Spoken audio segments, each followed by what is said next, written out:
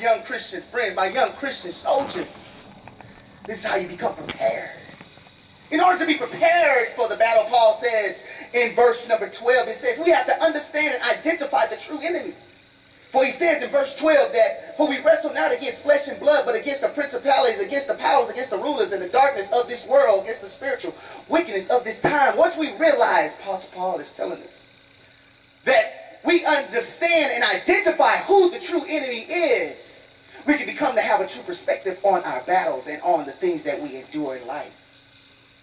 A lot of us are fighting humanity. We're fighting the fruit and not the root, so to speak.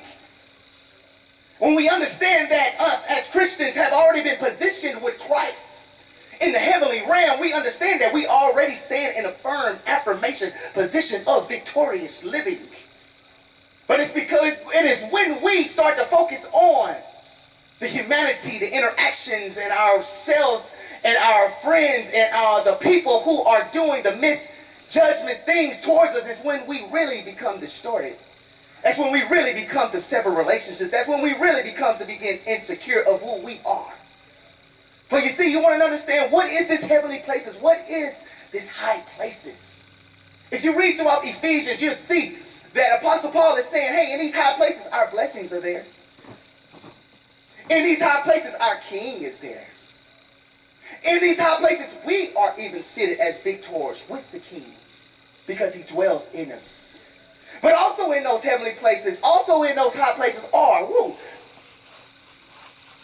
the angelic, demonic host of Satan himself.